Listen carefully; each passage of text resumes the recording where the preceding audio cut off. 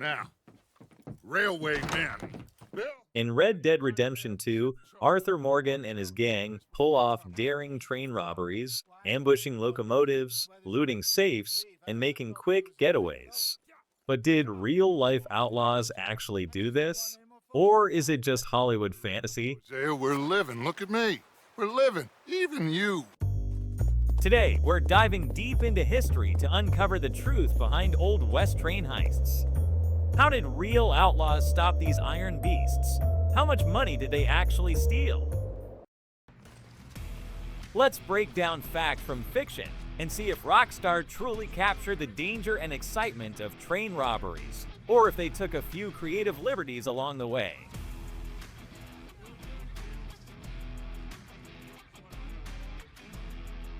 Our story begins with Dutch van der Linde, not always forward-thinking, setting his sights on a high-stakes target, Leviticus Cornwall's private train. A bold move, but one that could set the gang up for a fortune. Or disaster. Bill Williamson rode ahead to place dynamite on the tracks. Many believe a classic tactic straight out of real-life train heists. The plan? Blow the tracks, force the train to stop, and overwhelm the guards before they can react.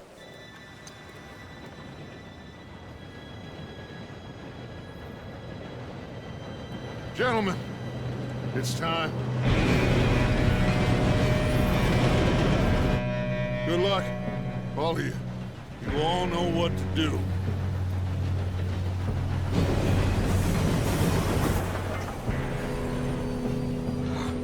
Here we go.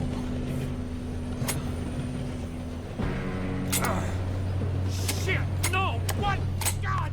Of course, things don't go as planned. When the explosives fail, Arthur, Lenny, and Javier have to improvise, jumping onto the moving train, fighting their way to the engine, and forcing the train to stop the hard way. Of course, things don't go as planned. When the explosives fail, Arthur, Lenny, and Javier have to improvise, jumping onto the moving train, fighting their way to the engine, and forcing the train to stop the hard way. Once inside and able to stop the train, the gang wastes no time in overpowering the guards and ransacking Cornwall's personal safe, searching for bonds and valuables.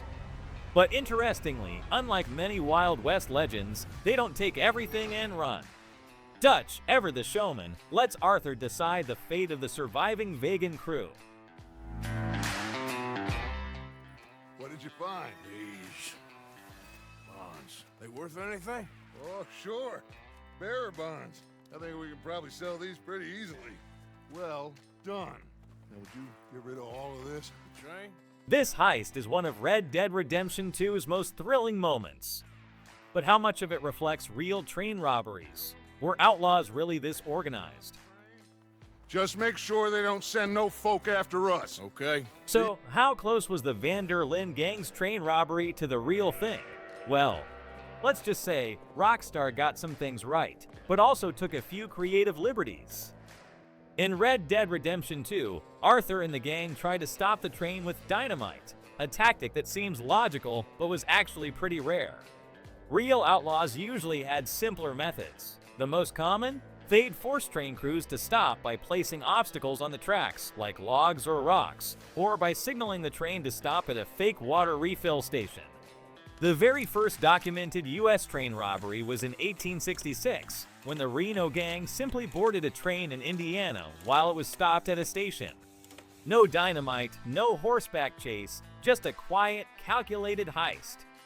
In Red Dead Redemption 2, the train robberies in this mission look quite profitable, but we don't get to do such profitable train robberies throughout the game. But did outlaws also get rich by robbing trains? Not exactly. The train robbery in this mission is exceptionally lucrative. We are talking about bonds here. But most players report earning between $200 to $500 for train robberies. In fact, it is known that the Reno Gang's first robbery earned about $16,000 in cash and gold.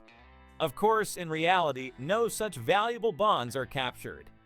The biggest outlaws, like Jesse James and Butch Cassidy, did manage to hit larger scores, sometimes looting up to $65,000 in a single job.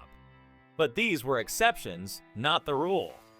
Rockstar takes some liberties here. In Red Dead Redemption 2, gunfights with train guards are almost unavoidable.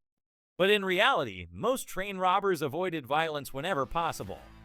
Jesse James, for example, was infamous for his train heists, but he rarely killed anyone during them. Why? Because robbing an unarmed train crew was far easier than dealing with a full-on gunfight. Many gangs would actually pose as lawmen, order passengers to hand over valuables, and escape without firing a shot.